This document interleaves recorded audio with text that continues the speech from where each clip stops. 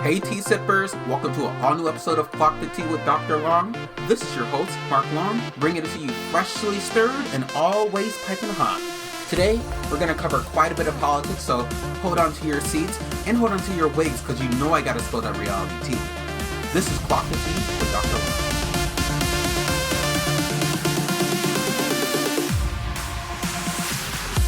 Hi tea sippers, it's time to dive right into some politics. So let's start with what's happening right now. So the Department of Justice has had mass resignations, and this has actually happened as a response from what happened with the shooting in Minneapolis, the killing of Rene Good.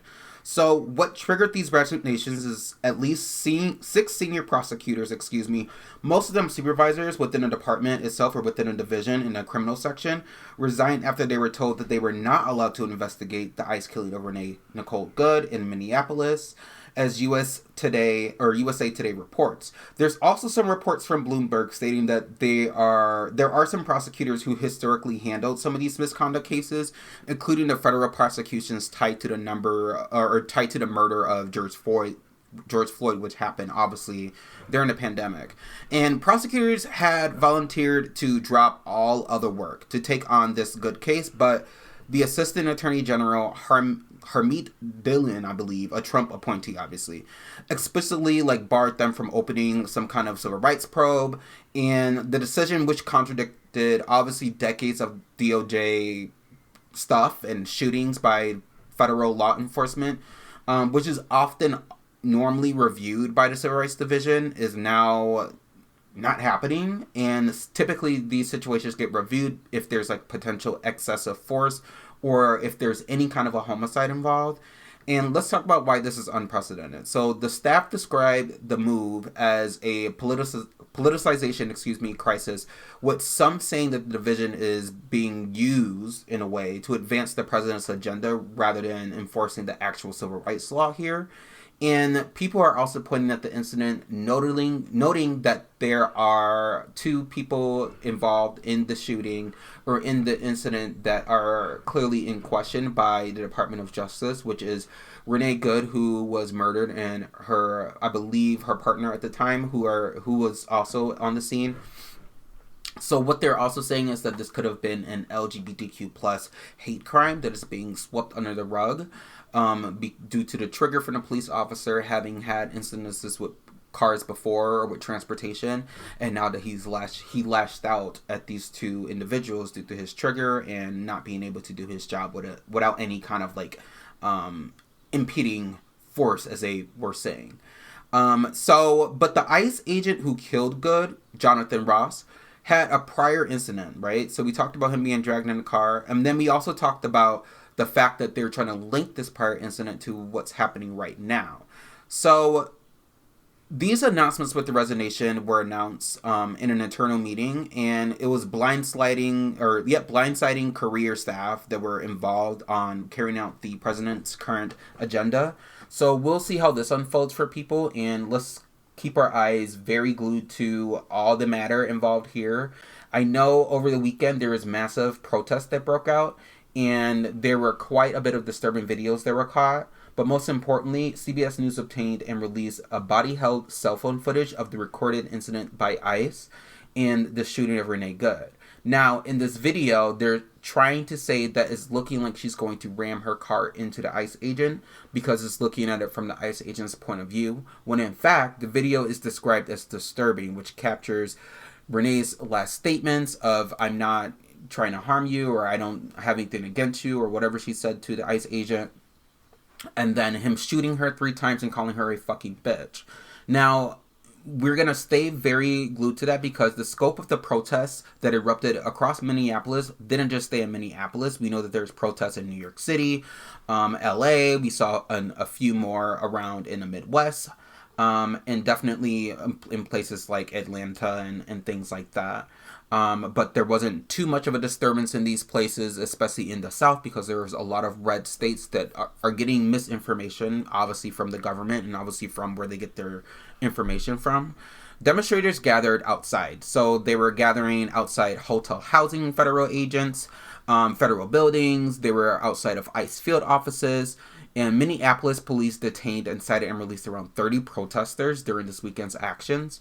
Thousands marched in sub-freezing temperatures, and this also was a lot of rhetoric being pushed of the removal of ICE from Minneapolis, for there to be a federal civil rights investigation into the case, and for there to be more release of all footage and documents that are related to this shooting. Now, local officials are responding to this, and obviously we know the mayor criticized the Trump administration recently, but we also know that there has been a lot happening regarding of people flooding the city and also protesting, but also agents flooding the city due to that there being reports that Donald Trump and Kristi Noem are ramping up more ICE appearances and more ICE facilitation within the area. So, ABC News overall reported that the protests remained peaceful but tense, but local leaders were praising demonstrators for keeping things civil despite the heavy federal presence and the intense interactions that ICE was demonstrating, as seen on some of those videos. Okay, so let's move on into a relevant topic to this as well. So Kristi Noem was recently being interviewed, I believe over the weekend, by Jake Tapper on CNN, and here's what their exchange was like. The officer appeared to have fired 3 shots, the first one through the front windshield, and the second and third through the side window. What is the justification for the second and third, given that the officer was out of harm's way? You're watching the same videos that I am, correct? Yeah. Yeah, you're watching the same ones, so you see how quickly the situation unfolded, how the officer was in front of the vehicle when she sped off, how she ran into him, and how he had to take quick action based on his training to defend himself and his colleagues around him. Once he's out of harm's way. That's very clear and factual from the videos that you can see. It's nobody's interpretation. We don't get to change it because we can see it with our eyes and we can build on the evidence that we have on the ground. Yeah, Do you see how she's gaslighting the American public to believe her and trying to say that what we're interpreting is confusing, and what we're actually seeing is an ICE agent approach the car, asking her to get out, and then shoots her 3 times, not knowing if she was fleeing the scene or if she was trying to drive into him. She wasn't trying to drive into him. That's clearly seen in the video, and we clearly know what's happening here. So let's continue here in their exchange. We don't, because the politics doesn't fit somebody and what they're trying to do to continue to defraud people in their city and in their state, continue to take advantage of individuals and to allow criminals. I don't know what you're talking about. That's what Mayor Fry and that's what Mayor Governor Walz are doing every day by diverting the attention and trying to attack a law enforcement officer. So, a few things to note here. Right as this unfolded, not even an hour later, Kristi Noem and the Department of Justice released information stating that this was an attack on an ICE officer, and she made a blanket statement that the officer was in her car trying to ram him over as people were trying to stop the vehicle and all those other things. Everything she said was false. And then when confronted on Jake Tapper and asked her about her statement, she tried to gaslight us. So here's the thing. Kristi Noem is trying her best, as well as the Trump administration, to try to convince Americans that ICE is not intending to use more force if they're being intervened with. If they would have just said that and just kept it as they were intervening with us, so we took action, instead of trying to gaslight the public and make it seem like this woman was going out of her way to kill an ICE agent, that would actually resonate, I'm sure, with a lot of people, but it still shouldn't resonate with people because someone was fucking murdered. And as she said that we're not allowed to give a different description of what happened, neither is she. But here she is in her position of how we're doing that. Now, I believe that Kristi Noem is actually a domestic terrorist because a lot of mainstream outlets don't use that label and they're afraid to use that label, but let me tell you why I think that.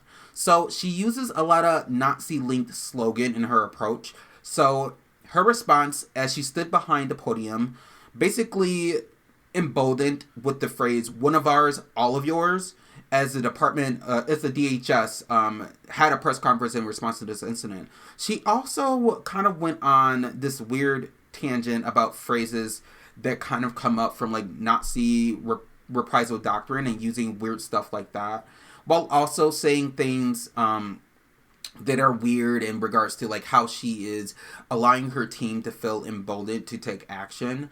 This slogan is also a whistle to like a hallmark of authoritarian regimes. Noem, also personally joined the ICE raids in this tactical gear a while ago with trying to look like this ICE princess. And House Democratic leader Hakeem Jeffries said that she was completely and totally unqualified, but I don't really pay too much attention to things he has to say. And I will say that Kristi Noem has definitely approached this in a way where the base is going to line up behind the president and her and support this completely false narrative on how they're trying to protect Americans when in fact an American was actually murdered. Now, if there is going to be more ICE presence, I think that a lot of people need to be more aware about what's happening and less aware of the nature of villainizing people for protesting and being against the force push out of people who are American citizens and actually not committing crimes. But anyway, I want to go into a few statistics related to ICE funding because I think we need to talk about that. So let's go into and get like a bigger breakdown. So ICE's fiscal year budget is actually $28.7 billion, which is triple its 2024 funding. And over the next 3 years, it's projected that they are going to at least grow, I believe, to around $57 billion, $58 billion, bringing the total of enforcement spendings to levels comparable to like mid-sized national militaries, which is quite interesting given this is going to be like basically a new department, additional to the police, additional to the military, that's going to be patrolling our streets in America, specifically a lot of blue states with a lot of metropolitan cities. So Consumer Affairs also notes that ICE funding is now ranks as 14th largest military budget in the world between the UK and Israel. So what is the money being used for? So the money is being used for expansion of surveillance, whatever that means, so data collection, what have you, increase detention capacity. They're also going to be using the money to have more federal agents deployed domestically, while also having a broader use of expedited removal procedures. They're also using the money for technology contracts with private vendors, for tracking, biometrics, and monitoring. And there's additional reporting out there that ICE could receive up to $75 billion under a broader immigration enforcement package, depending on congressional negotiations. And Newsweek also stated that the ICE budget is now larger than, obviously, like we said, more military budgets. So here's the thing. I think Americans need to begin to wake up that ICE is now considered its own, its own department where people are literally, going in and, hey, what are you going to be when you grow up? An ICE agent. It's literally giving that. And I think what this administration is trying to do is trying to position their ICE officers in the same lens of how people view the police and how people view the military, to respect them, to give them this authority, to stay out of their way. One thing I will agree with is to stay out of their way because they're fucking lunatics, but I will not compare them to the police, and I will not compare them to the military because they are not that. And this administration is taking all of that money that could be used in this country to help prevent a lot of poverty situations, like in healthcare and in other things that need to happen locally, like a lot more mental health support, that kind of things, a lot more health support, if you will, in general, for people who are low income or within a poverty range or on the verge of homelessness. And there's nothing for that. And there's all the money going towards this when we were told that there was going to be security, most of the security focused on the border. Trump did run on mass deportations. I think right now we're starting to see the reckoning of what that looks like based on this incident in Minnesota and the several shootings around the country. And I want everybody to pay close attention to what's happening in this shift in how our country is trying to look at themselves domestically based on what the Trump administration is trying to insinuate. So, to end on a few notes here, so the ACLU guidance shares a bunch of things for people to consider if they are, experiencing interactions with ICE. So obviously you have the right to remain silent. You do not have to answer questions about immigration status, your birthplace, how you enter the country. You do not owe anyone an explanation for that. Also, do not open the door unless ICE presents a judicial warrant signed by a judge. So the ICE administrative warrants, if you see within the documentation and what's legal, do not authorize entry. Now, this is the actual clause. It's written in I-200 and I-205. Now, also, do not consent to searches. So say clearly, I do not consent to a search. even if they are forcefully going at you, do not consent. Do not sign anything without speaking to a lawyer, especially documents about voluntary departure or immigration status. You may also record ICE as long as you do not interfere with their actions. So please, for the sake of technology, use your smartphones to record whatever you can. You have the right as an American citizen to do that. And if you're stopped in public, remember to stay calm and ask if you're free to leave. If they say yes, you walk away calmly. If ICE is at your job, they cannot enter a non-public area without a judicial warrant. So you may remain silent and refuse searches if you're in that non-public area. Now, the ACLU also emphasizes that immigrants have rights regardless of status, so that's something to remember most importantly, and that minors have the same constitutional protections as adults. So there shouldn't be any kind of separation between like what that means, and I'm hoping that this information is super important for all of you because we are in unprecedented times right now, and I know a lot of us know a lot of people that we are potentially worried about. So just be smart, be active, stay calm, and support those that need it. Okay, moving on into another topic. The House Oversight Committee is seeking to hold former President Bill Clinton in contempt of Congress for skipping his deposition, related to the committee's Epstein probe. Take a listen. Former President Bill Clinton and former First Lady and Secretary of State Hillary Clinton say they will not testify before a House committee on the Jeffrey Epstein matter. That, of course, comes as today's the deadline for Bill Clinton to make that appearance. The former First Lady's deadline is tomorrow. A lot of photos of former President Clinton have surfaced in troves of documents recently released by the Justice Department. A Clinton spokesperson previously said the former president did not know about Jeffrey Epstein's crimes and went on to say that the Trump administration should release all files related to Mr. Epstein. Okay, so NBC News reports that the Republican-led House Oversight Committee announced on Tuesday, the 13th, that our former president, Bill Clinton, is basically failing to appear for a deposition. They're also saying that he has refused and delayed the subpoena, while him and Hillary Clinton are actually basically not going to comply with the subpoena. So the committee had a scheduled deposition with Clinton for this Tuesday, as well as a deposition for former Secretary of State Hillary Clinton for Wednesday. And House Speaker Mike Johnson told reports on Monday that it would be in contempt of Congress if the Clintons did not attend.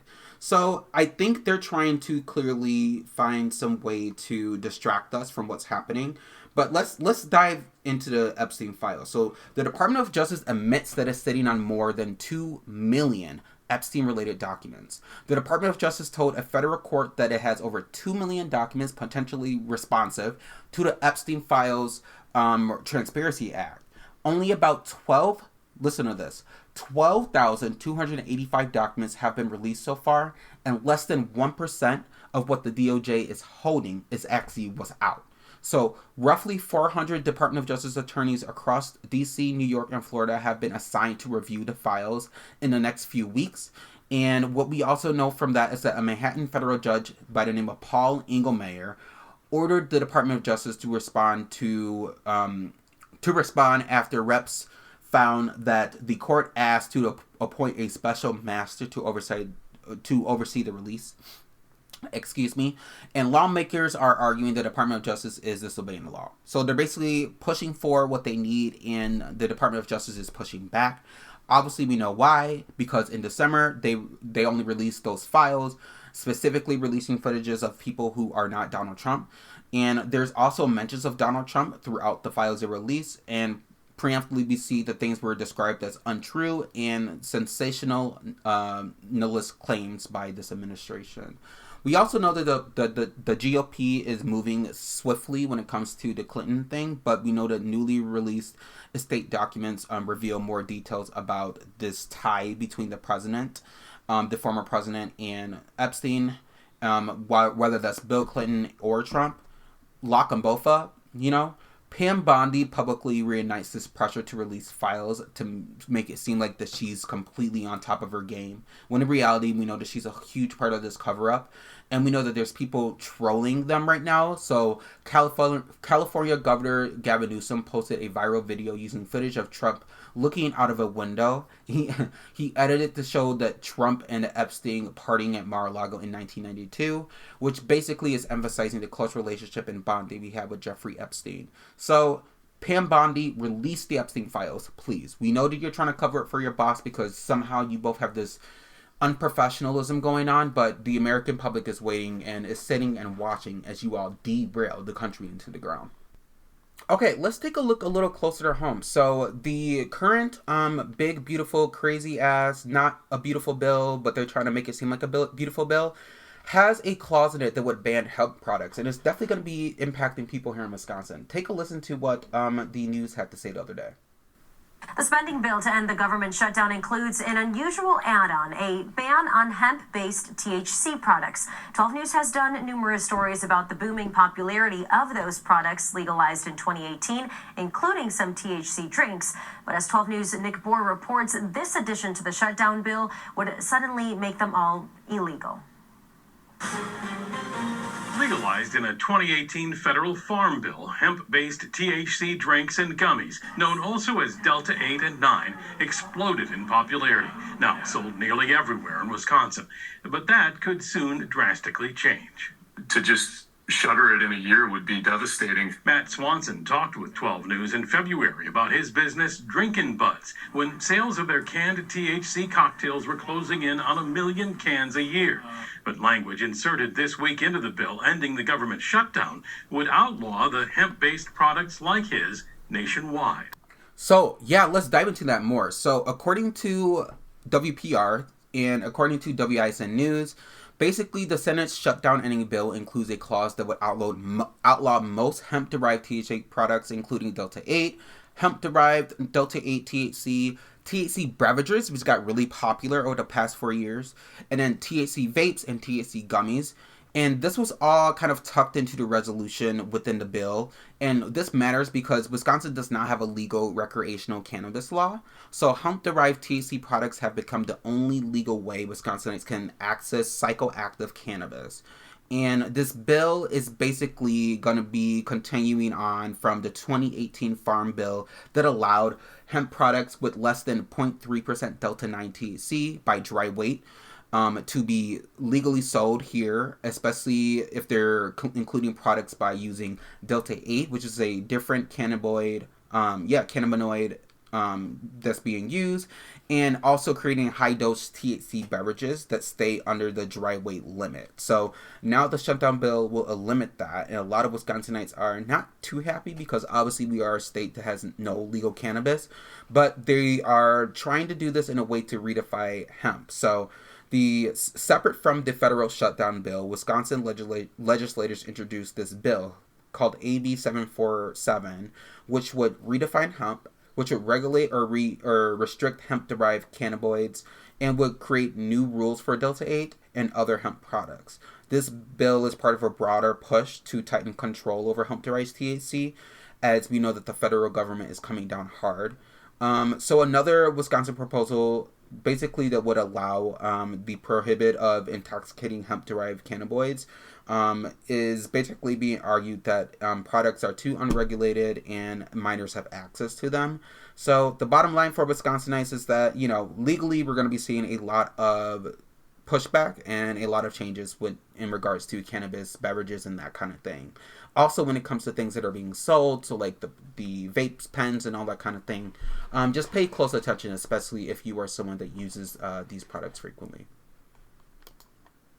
Okay, so our last topic is that children in Wisconsin, or the Children's Wisconsin Hospital and UW Health, are ending gender-affirming care for minors. So both of Wisconsin's largest pediatric health systems have stopped providing gender-affirming medical care to patients under the age of 18, citing new federal policies from the Trump administration. So what exactly did the hospitals do? So the hospitals completely paused everything. So puberty blockers, hormone therapy, everything.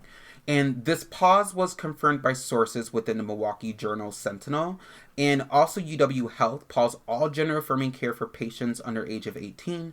And that specifically was released as a statement from Channel 3000. Now, we also know that the reason why they stopped is because the Trump administration is saying that they have already pushed for denying Medicare and Medicaid payments to any hospital that provides any gender-affirming care to minors, while also removing gender dysphoria from federal disability protections. They have also stated that they are pushing to prohibit manufacturers from marketing any kind of binders to minors, while also applying funding penalties to all medical interventions at hospitals that treat minors with gender-affirming care. And they're effectively threatening the entire hospital's financial survival. And right now, we know that lawmakers are responding to this, and they emphasize that Wisconsin values fairness, compassion, and looking out for one another, and that parents should be able to make decisions with qualified providers without political interference. Now, there's some pushback that people are saying this is going in the right direction. Majority of Wisconsinites do agree with this, but as it is reported by advocates that have told the Wisconsin Public Radio, we're going to be seeing increased depression. We're going to be seeing higher levels of anxiety. We're definitely going to be seeing worsened gender dysphoria, so most cases of untreated gender dysphoria within minors, and a greater risk of self-harm amongst trans youth.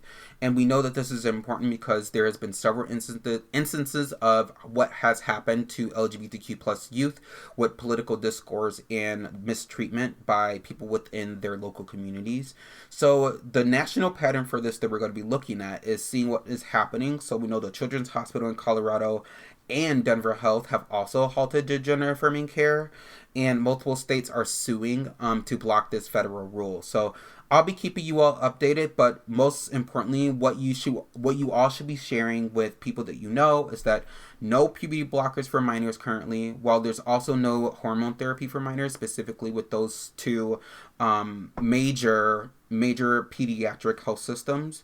There's also no new prescriptions or renewals for blockers. There's no gender-affirming medical care or interventions either that they are going to be pushing. While there is no in-state medical options, there are options for people who are over the age of 18, and hospitals say that they will continue to provide services, so mental health services, but not medical interventions. So just want to let you all know this is very important information, as I know a lot of you work with those who are part of the LGBTQ plus community, but most importantly with families. As someone who's a part of the LGBTQ plus community who has also worked with individuals a part of the community, this new information will dictate how you provide your services and social support to those who are experiencing pushback or impact from gender affirming care. But make sure you're giving the right information to parents. Hi tea sippers, I'm back to spill that reality tea, so y'all better get up and get ready or get some more tea and fill your cup up. It looks like Donna Kelsey is a traitor. That's right. Donna Kelsey was revealed as a traitor on the most recent episode of the Traitors season 4.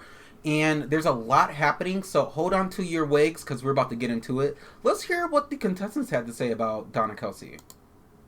We quickly understood that, Donna knows reality TV. But at first she was like, what's the TV? I'm like, girl, you know what a TV is. Yeah. And then, we talked about, how she liked to bake cookies and, how she's like a mom. Yes, I was going to say, all I have to add is we talked a lot about children. And yes. I was like, I love her. Yeah. Donna is also incredibly smart. She's a businesswoman. She has a whole career and has worked for many years, and people just think of her as she's Travis and Jason's mom, but she's actually a really sharp customer. She also had the strongest armor going into the show, because as soon as people started throwing her name around, everyone was like, I don't want to throw Donna's name out there. It was like, the Swifties are going to come for me. It's so everyone was afraid of the Swifties right off the jump. Like, no, we don't want to vote for her. We don't want that noise. Child, Donna Kelsey was a traitor. She was a traitor, and everybody is reflecting on how they were gooped. Eventually, they all found out she was a traitor based on her mannerisms, her personality. She went from being warm and fuzzy to being quiet and stoic and, trying to, speak up a little bit more, which is odd for them because she was always this kind woman and gave very maternal energy. And it was revealed at the round table that after majority voted that she was actually the secret traitor, which is, in my opinion, good for the current traitors. Now, Swifties, hold on to your wigs because I know y'all are a little bit pressed, but I'm sure we'll hear from Taylor's future mother-in-law soon. But focusing on this season of The Traitors, Candace, RHOP, and Lisa Rinna are killing the game. It is so fun to watch their chemistry together, but most importantly, it's so fun to kind of watch how everything's unfolding this competition.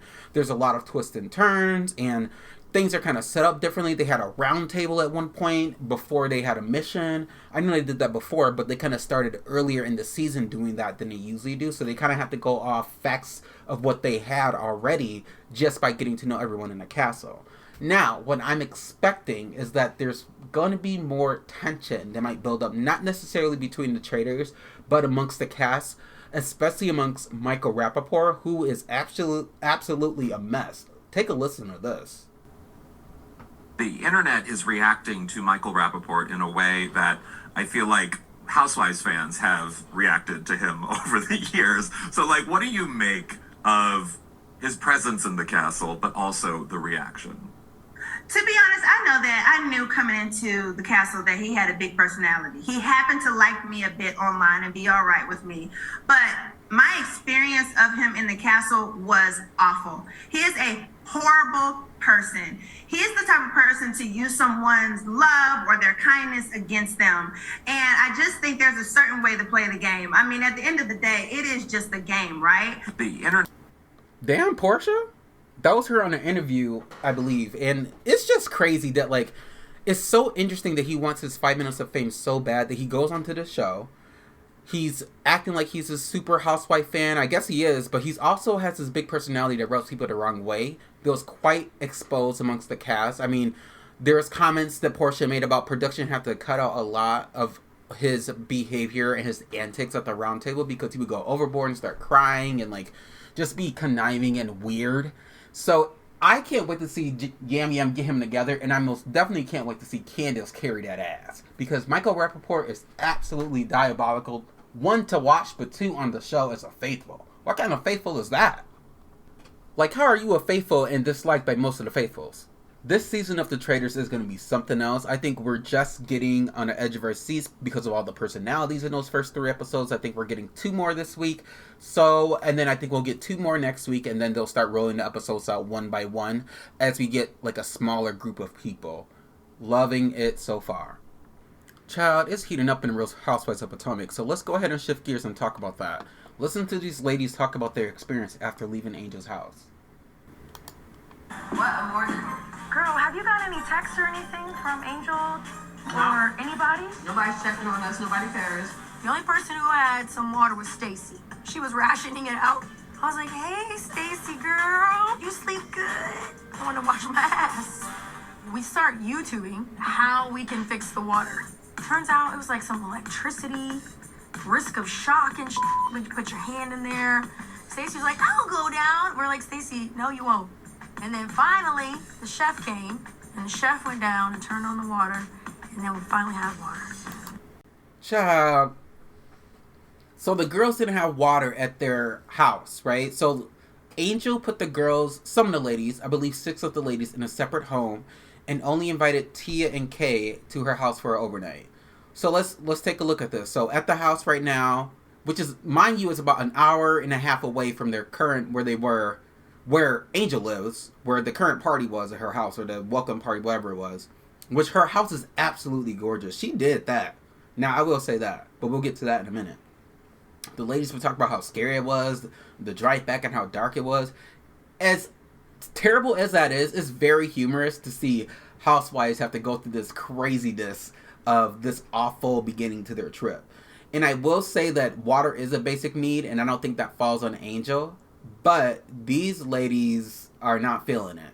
So at the house is Jassy, Ashley, Giselle, Monique, Wendy, and Stacy. And you already know that that is a disaster. First of all, those 6 big personalities in a home without water, deserted, away from people, I think was a little bit intentional, even if Angel doesn't want to admit that. I don't think the not having water thing was intentional. I think having them stay far away from her, where she is in Colorado, and having to do that long-ass drive at night in the wilderness is crazy. Listen, the ladies are not here for it, and I think one of them found a solution.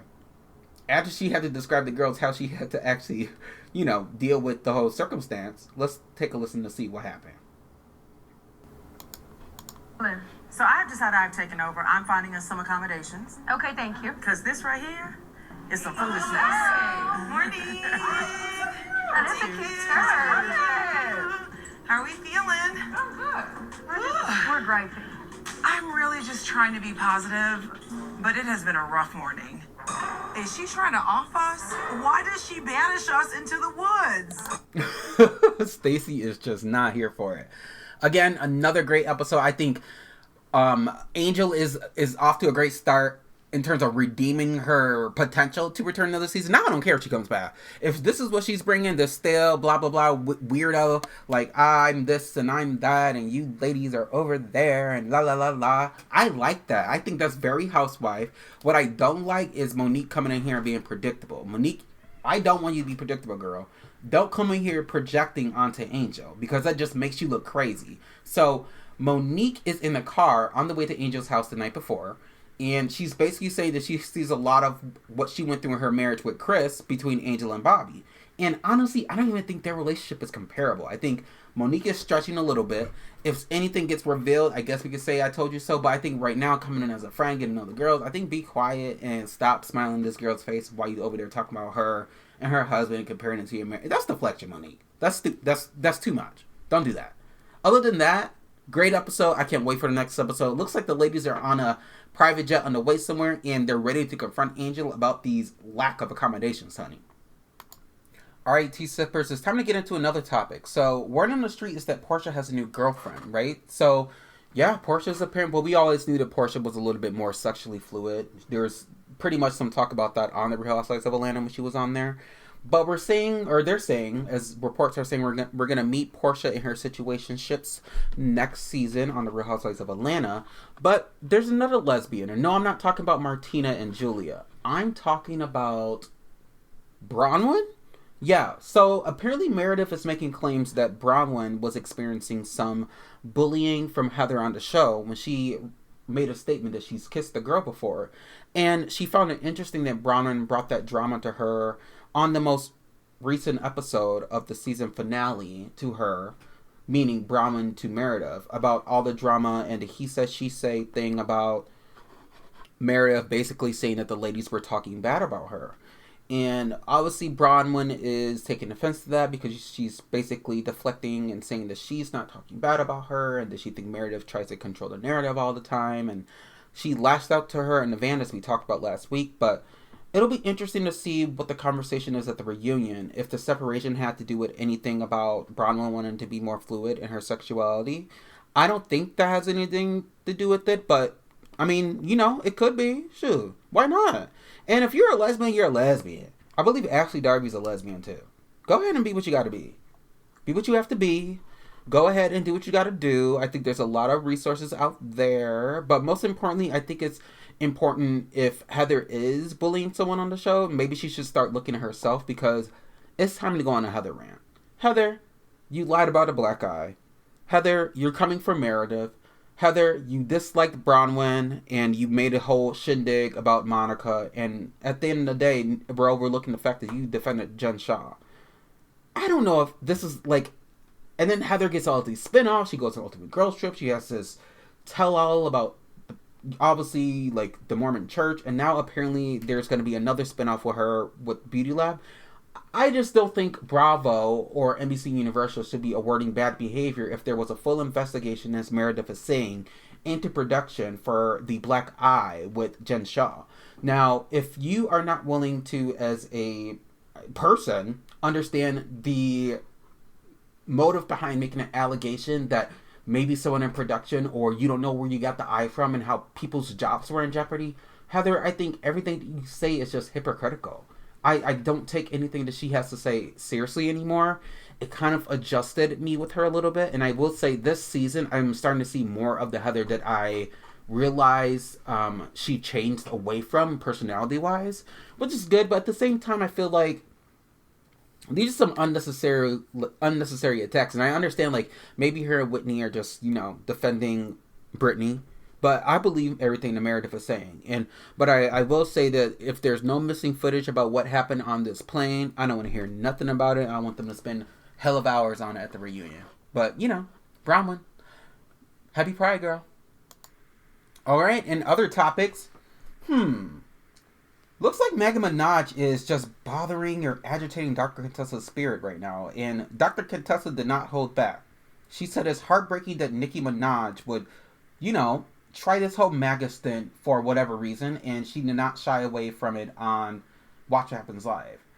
She sat with Andy, and Andy said, we're all going to go around and say one thing that is currently agitating our spirit. And Contessa says, what's agitating my spirit? Nicki Minaj. I feel like she broke our hearts. We were rooting for her. And just like that, she left us in the dust. Very disappointed. And now, what I can say is that I agree.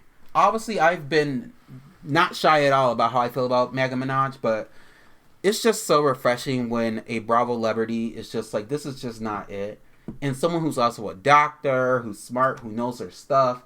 And they can see how this shift in gear from Nicki Minaj to MAGA is going to have a huge impact on our community for those who are in the hip-hop world or listen to hip-hop music, and how we're just not going to be trusting a lot of people anymore. Alright, keep it going. So, Dr. Heavenly Kimes, who is a friend of the show, currently on Married to Medicine, meets with her brother for the first time. Let's take a listen. Lord. How are you? I'm doing fine. Good. It's finally good to see you again. It is. I have some news. There is a new man in my life. I have a brother. You seem a little nervous. Yeah, a little bit. My brother came to my office. My friend then said my brother was here. Honestly, I didn't believe them. My Aunt Laverne, who passed away, always talked about you. But then he said my grandmother's name, and he said his mother's name, that all rang a bell. Can we order? Y'all got like a shrimp tartare? I'm convinced. Based on what he knows and the way he looks and the way he moves, it reminds me of my father. Okay, so I will say one thing before we hop into this. I do feel like this is very common in a lot of people's lives to find out that they are part of a blended family or find out that they have a half-sibling. What I will say is especially common, amongst like a lot of black people in terms of like the secrecy of like having siblings that they didn't know about. I would also say that, this is common amongst a lot of races, but I will say in regards to Married to Medicine, I think Heavenly's storyline this season with her brother is quite interesting. Obviously, she's never alluded to having a brother or a sibling other than her sister before, who she doesn't get along with. So it'll be interesting to see how that plays out on the show. I also want to talk a little bit about just kind of how things are being perceived on Married to Medicine. The ladies are not feeling her running for office, and Toya definitely does not shy away from anything. I do feel like the season is starting off kind of rocky. I'm liking everything so far, but there's not much of what is giving compared to the last couple of seasons with Phaedra on. I'm just going to be honest. And, we're following Quad's pregnancy journey and how she's trying to have trying to have viable eggs developed in Ghana, I believe, with her current partner. And it doesn't look like it's going so well, but it's good that she's showing her journey of freezing her eggs, because I think it's good for a lot of women to pay attention to and the importance of what that looks like, and also the financial burden that can cause a lot of people. Well, there you have it, everyone. Thanks for listening to an all-new episode of Clock the Tea with Dr. Lon. Stay tuned for a brand new episode coming out later this week.